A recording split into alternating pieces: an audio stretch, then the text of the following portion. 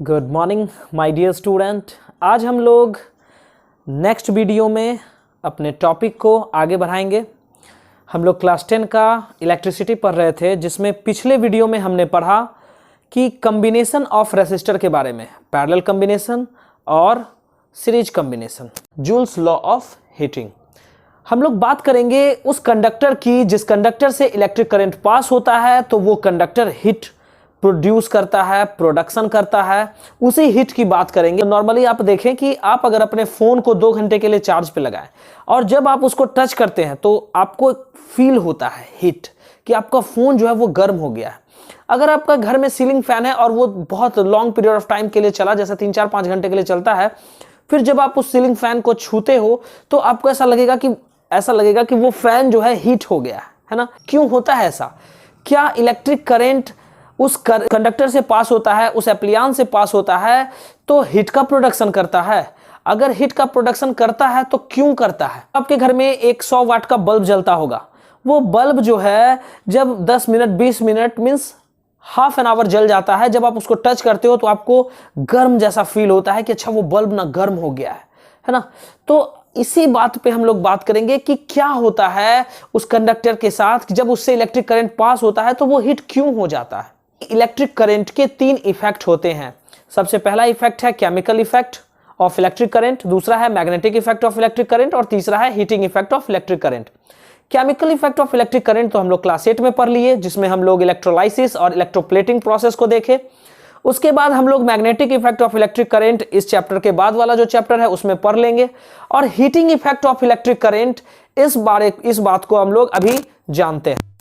तो joules law of heating को जानने से पहले हम लोग जानेंगे heating effect of electric current को। Heating effect of electric current बस इतना है, कहता है कि the production of heat in a conductor due to the flow of electric current through it is called heating effect of electric current.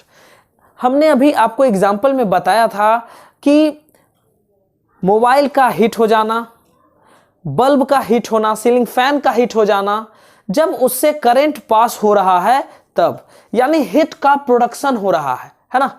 तो ये heat आखिर प्रोड्यूस कैसे हो रहा है, अब हम जानेंगे इस बात को।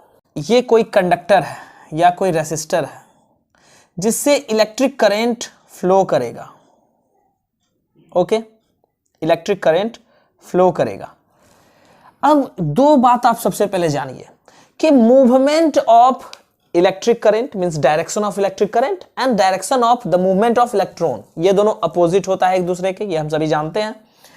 यानी कि इलेक्ट्रॉन का जो मूवमेंट होगा और करंट का जो डायरेक्शन होगा फ्लो का, दोनों होता है अपोजिट।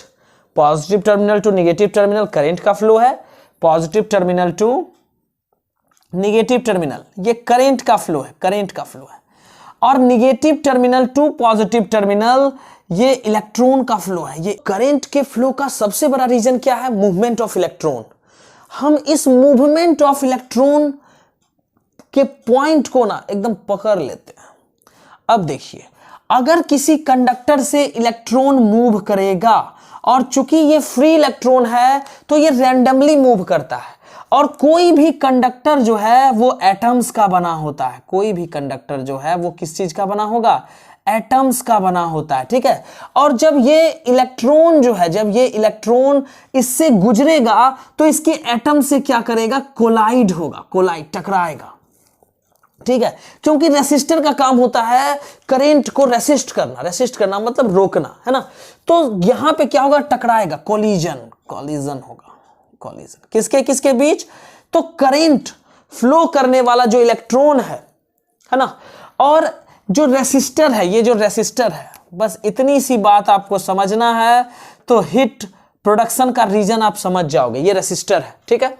तो जैसे जैसे इलेक्ट्रॉन इसमें इंटर करता है, ये एटम से, इस कंडक्टर के एटम से, आयन से, है ना, टकराता है ना। इसके इलेक्ट्रॉन से भी टकराएगा, इसके इलेक्ट्रॉन से भी क्या होगा? स्ट्राइक करेगा।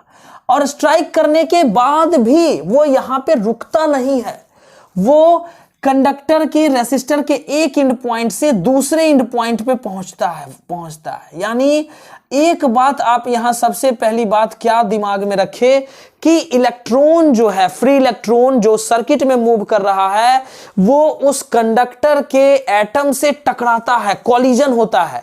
कॉलिजन, अब हम लोग जानते हैं कि कॉलिजन जो है एक काउज है हिट के प्रोडक्शन का। कैसे, वो मैं आपको समझाता हूं। आप अपने दोनों हैंड को इस तरह से ले लें और दोनों हैंड्स को एक दूसरे पे स्ट्राइक करें, यानी ताली बजाएं, ठीक है। तो जब आप एक दूसरे पे ताली बजाओगे तो कुछ देर के बाद आपको ऐसा फील होगा कि आपका हैंड जो है वो हिट हो चुका है, ठीक है। अगर अपने हैंड को आप दीवार से ही टकराओ, इस तरह से दीवार से ही कहीं पे टकराओ, तो कुछ देर के बाद आपको फील हो जाएगा कि उस हैंड में जो है हिट प्रोड्यूस हो चुका है। अगर आपको दूसरा रीजन हिट का फाइंड करना है तो आप अगर अपने दोनों हैंड को रब करते हो, इस तरह से रब करते हो, तो आपको पता चल जाता है कि आपका जो हैंड है, हैंड का जो पाम है, ये हिट हो चुका है। ओके, तो यहां पे देखिए इलेक्ट्रॉन जब इस कंडक्टर के एटम से टकराता है, रगड़ खा के निकलता है, आगे बढ़ता है, क्योंकि इलेक्ट्रॉन को यहां टकरा कर रुकना नहीं है, उसको आगे बढ़ते रहना है ना, आगे बढ़ना है, सर्किट कंप्लीट करना है, करंट का फ्लो करवाना है, इसलिए वो रुकता नहीं है, वो एक पॉइंट से दूसरे पॉइंट पे पहुंचता है। और चूंकि उस करंट में एक इलेक्ट्रॉन नहीं दौड़ रहा है, ह्यूज अमाउंट में इलेक्ट्रॉन दौड़ रहा है। सारा इलेक्ट्रॉन जब इसके एटम से टकराते हुए, स्ट्राइक करते हुए, रबिंग करते हुए, रगड़ाते हुए एक पॉइंट से दूसरे पॉइंट की ओर पहुंचता है, तो वहां पे हिट का प्रोडक्शन होता है। अब एक बात और मैं आपके दिमाग में लाना चाहता हूं कि हम लोग यहां पे अगर ये सर्किट है, यहां अगर ये सर्किट है, तो इलेक्ट्रॉन का जो मूवमेंट होता है वो निगेटिव टर्मिनल से होता है। दूसरा इंपॉर्टेंट मुद्दा जो मैं यहां डिस्कस कर रहा हूं कि इलेक्ट्रॉन निगेटिव टर्मिनल से पॉजिटिव टर्मिनल की ओर मूव करता है, ठीक है। इस बात को आपको इसलिए मैं समझा रहा हूं कि एक और मुद्दा है हिट के प्रोडक्शन का, है ना। यहां देखिए निगेटिव से पॉजिटिव टर्मिनल की ओर आता है, और अगर ये बैटरी का कुछ पोटेंशियल डिफरेंस है, जैसे अगर इसका 6 वोल्ट की बैटरी है तो पॉजिटिव टर्मिनल 6 वोल्ट का होता है और निगेटिव टर्मिनल यहां जो कनेक्शन होता है वो 0 वोल्ट का होता है, तभी इसमें करंट फ्लो होता है, क्योंकि इस दोनों पॉइंट के बीच कुछ डिफरेंस है पोटेंशियल में, है ना। अब देखिए इलेक्ट्रॉन का जो एंट्री पॉइंट है वो लो पोटेंशियल है और वो इंटर करता है हाई पोटेंशियल की ओर, ठीक है, हाई पोटेंशियल की ओर, लो पोटेंशियल से हाई पोटेंशियल की ओर। इलेक्ट्रॉन का जो एंट्री सिस्टम है वो लो पोटेंशियल से हाई पोटेंशियल की ओर एंट्री करता है, ठीक है। अब यहां ये इलेक्ट्रॉन को बहुत काम करना पड़ जाता है, टकरा कर एकदम आगे बढ़ना होता है ना। अब देखिए क्या यहां हो रहा है, लो पोटेंशियल से हाई पोटेंशियल के बीच। आप अपने day to day life example में देखिए, अगर आप लोग नदी में तैरते होंगे, नदी में अगर आप धारा की दिशा में मींस स्ट्रीम के डायरेक्शन में तैरते हैं तो आपको ज्यादा काम नहीं करना पड़ता। अपने बॉडी को अगर आप रेस्ट में भी रखते हो फिर भी एक डायरेक्शन से दूसरे डायरेक्शन पे चले जाते हो।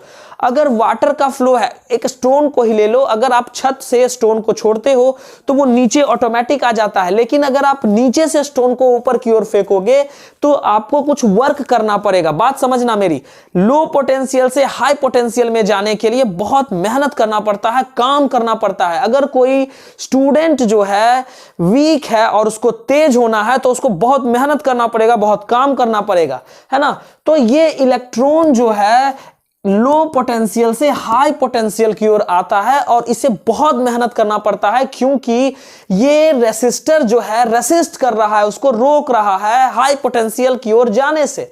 तो यहां पे ये टकरा भी रहा है और आगे की ओर जा भी रहा है।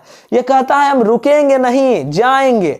तो ये वर्क करता है, जिसकी वजह से इसका वर्क क्या हुआ कि भाई टकराते हुए, रगड़ाते हुए एक एंड पॉइंट से दूसरे एंड पॉइंट की ओर पहुंचता है। तो यहां यही रीजन है हिट के प्रोडक्शन होने का। और वो जो हिट प्रोड्यूस होता है वो कितना है, तो इलेक्ट्रॉन के द्वारा जो एनर्जी का लॉस हुआ, टकरा के स्ट्राइक करता है, वर्क डन किया है ना, उसको तोड़ते हुए आगे बढ़ता है, टकरा के, है ना, स्ट्राइक करता है, रगड़ाता है। तो यहां जो ये टकराने वाला सिस्टम है, इलेक्ट्रॉन को काम करना पड़ता है। दरअसल में ये काम हम कह सकते हैं, इसको वर्क डन करता है वो।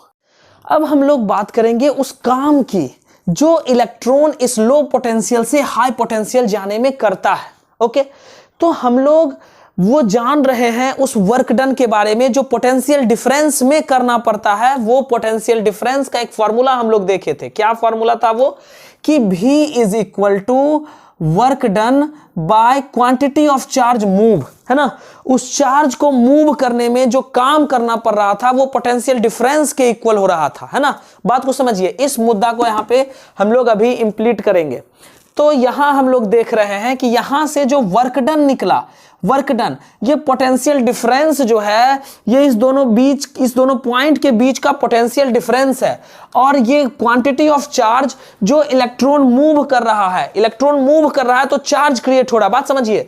तो वर्क डन, ये मूव होने में जो वर्क डन करना पड़ा इलेक्ट्रॉन को, वो वर्क डन जो है वो किसके इक्वल हो जाएगा? तो V इंटू क्यू के इक्वल हो जाएगा। वर्क डन किसके इक्वल हो जाएगा? तो V इंटू क्यू के। अब एक और फॉर्मूला हम लोग पिछले क्लास में किए थे जो करंट से रिलेटेड था कि भाई I जो है I इज इक्वल टू होता था, I इज इक्वल टू, मैं इधर लिख रहा हूं कि I is equal to Q by T होता था। मीन्स चार्ज मूव करता था पर यूनिट टाइम किसी भी कंडक्टर में, तो हमको पता चलता था कि इतना यूनिट करंट यहां से फ्लो हो रहा है और हम लोग उस यूनिट को एम्पेयर कहते थे। तो यहां से जब मैं Q का वैल्यू निकालता हूं, तो ये Q इज इक्वल टू आ जाता है I into T. Quantity of charge is equal to क्या आ गया? Current into time. बात को समझिए। तो यहां देखिए ये वर्क डन जो है वो किसके इक्वल हो गया? तो V इंटू क्यू के जगह पे जब मैं ये Q का वैल्यू IT पुट करता हूं तो work done is equal to VIT हो जाता है। यहां पे वर्क का डन होना माने एनर्जी का एग्जॉस्ट होना। एनर्जी का एग्जॉस्ट होना, किसमें एनर्जी का एग्जॉस्ट हुआ है? तो इलेक्ट्रॉन को इसके एटम के साथ कोलाइड करने में, कोलाइड किया है ना, टकराया है मतलब वो जो एनर्जी एग्जॉस्ट हुआ है वो टकराने से हीट एनर्जी में फॉर्म हो गया है, जिसको रिसीव किया इस कंडक्टर ने। ठीक है, तो वो वर्क डन जो है कितना हीट प्रोड्यूस होगा? तो जितना वर्क डन होगा मतलब जितना वो टकरा कर हीट एनर्जी में फॉर्म किया है, कोलिजन में हीट एनर्जी बनाया है। ओके, तो यही वर्क डन जो है वो हीट के इक्वल होगा और वो हीट कितना प्रोड्यूस होगा? तो VIT के इक्वल प्रोड्यूस होगा। अब हम बात करेंगे जूल्स लॉ ऑफ हीटिंग की। ठीक है, तो यहां पे एक साइंटिस्ट थे जूल साहब, जिन्होंने इस हीट को उस समय में फील किया था। तो उन्होंने अपना कुछ रिलेशन इस हीट से रिलेटेड दिया जो मैं आपको अभी यहां पे बताऊंगा। अगर सर्किट से मींस उस कंडक्टर से ये जो करंट था, मींस करंट छोड़िए, इलेक्ट्रॉन को देखते हैं। इलेक्ट्रॉन अगर इससे ज्यादा देर के लिए पास करे और कम टाइम के लिए पास करे, ज्यादा टाइम के लिए पास करे और कम टाइम के लिए पास करे, तो ज्यादा टाइम अगर करंट इलेक्ट्रॉन पास कर रहा है इस कंडक्टर से, मींस ज्यादा नंबर ऑफ इलेक्ट्रॉन इससे टकराएगा। और जब ज्यादा नंबर ऑफ इलेक्ट्रॉन टकराएगा तो कॉलिजन जो होगा वो ज्यादा होगा। और कम टाइम के लिए अगर करंट यहां से पास करेगा तो कम नंबर ऑफ इलेक्ट्रॉन यहां से पास करेगा, इस कंडक्टर में इंटर करेगा और इससे कोलाइड करेगा। यानी कि ये बात सामने आती है कि हीट का प्रोड्यूस होना मींस इलेक्ट्रॉन का वर्क डन जो है और टाइम का एक रिलेशन यहां पे देखने को मिल रहा है ना। सीधी सी बात, मैं एक लाइन कहता हूं कि टाइम, अगर करंट इस कंडक्टर से, इस रेसिस्टर से ज्यादा देर क्रॉस करेगा, मींस ज्यादा नंबर ऑफ इलेक्ट्रॉन यहां कॉलिजन करेगा। और जब ज्यादा नंबर ऑफ इलेक्ट्रॉन इस रेसिस्टर, इस कंडक्टर में कॉलिजन करेगा तो ज्यादा हीट प्रोड्यूस होगा। यहां से एक रिलेशन बनाते हैं कि हीट जो है वो डायरेक्टली प्रोपोर्शनल है टाइम से। और वो टाइम क्या है? तो इलेक्ट्रॉन का इस कंडक्टर से पास होने का समय। अगर इस कंडक्टर का जो घनत्व है, डेंसिटी है, रोकने की कैपेसिटी है, करंट को रेसिस्ट करने की क्षमता जो है, अगर ज्यादा होगा तो कॉलिजन का नंबर बढ़ जाएगा। आप लोग अपने डे टू डे लाइफ में देखते होंगे कि वह रोड जो बिजी हो, जहां पे ट्रैफिक ज्यादा हो, और वहां अगर bikers, car driver, truck driver unbalance way में चलेगा तो एक्सीडेंट का नंबर बढ़ जाएगा, है ना, एक्सीडेंट का नंबर बढ़ जाएगा। तो वैसे ही अगर यहां इलेक्ट्रॉन जो है इससे पास करे और यहां जो नंबर ऑफ एटम्स इसमें अवेलेबल है इस कंडक्टर में, अगर ये बढ़ जाए, मींस रेसिस्टिंग कैपेसिटी अगर हम बढ़ा देते हैं, रेसिस्टिंग कैपेसिटी कब बढ़ेगा, जब रेसिस्टर का जो लेंथ है या फिर इफेक्ट जो है कि रेसिस्टर किस किस बात पे इफेक्ट करता है, बढ़ाने का और घटाने का सिस्टम। तो मैं यहां कहना चाह रहा हूं कि अगर इसके रोकने की क्षमता, इलेक्ट्रॉन का पास होना और उसको पास होने से रोकने की क्षमता अगर मैं इस रेसिस्टर का बढ़ाता हूं तो हीट प्रोडक्शन बढ़ेगा। क्यों? क्योंकि कॉलिजन का सीधी सी बात है कि जब घनत्व बढ़ेगा, मींस नंबर ऑफ एटम्स अगर इंक्रीज करता है तो इलेक्ट्रॉन जो उससे पास हो रहा है वो उसको ज्यादा वर्क करना पड़ेगा और ज्यादा मेहनत करना पड़ेगा। जब ज्यादा मेहनत करेगा तो ज्यादा एनर्जी का एग्जॉस्टिंग होगा, है ना, ज्यादा कॉलिजन होगा, ज्यादा टकराएगा। तो हीट जो है वो डायरेक्टली प्रोपोर्शनल है रेसिस्टेंस से भी। हीट अगर बढ़ाना है तो रेसिस्टेंस हमें क्या करना होगा। ओके, अब दूसरी बात होती है कि इलेक्ट्रॉन का नंबर अगर हम बढ़ाते हैं, अगर हम इस इलेक्ट्रॉन का नंबर बढ़ाते हैं जो इस रेसिस्टर से पास हो रहा है तो ऑटोमेटिक करंट बढ़ जाएगा। ठीक है, अब करंट अगर बढ़ता है तो यहां पे देखिए क्या होगा कि इलेक्ट्रॉन का नंबर अगर बढ़ाते हैं, अगर बहुत ज्यादा से ज्यादा, मतलब एकदम क्या कहते हैं, इलेक्ट्रॉन का नंबर बहुत ज्यादा अगर हम बढ़ा देते हैं तो टकराने का जो सिस्टम है वो एक दूसरे से तो रैपिड ग्रोथ करेगा, इलेक्ट्रॉन खुद भी टकराना शुरू करेगा, है ना।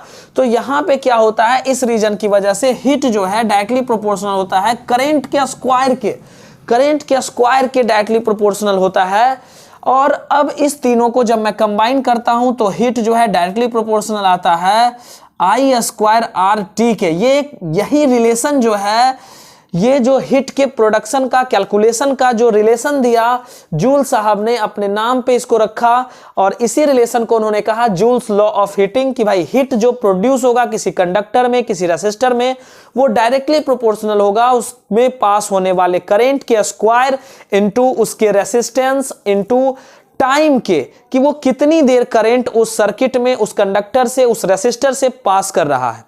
ये जो रिलेशन है हम लोग मैथमेटिकली इधर से भी फाइंड कर सकते हैं। देखिए कैसे, ओम्स लॉ से हमने एक फॉर्मूला डिराइव किया था, V is equal to I R. Okay student, अब देखिए यहां पे हम लोग जानते हैं कि V जो है वो आई आर होता है, तो H is equal to V I T तो हम लोग पहले ही बना चुके थे।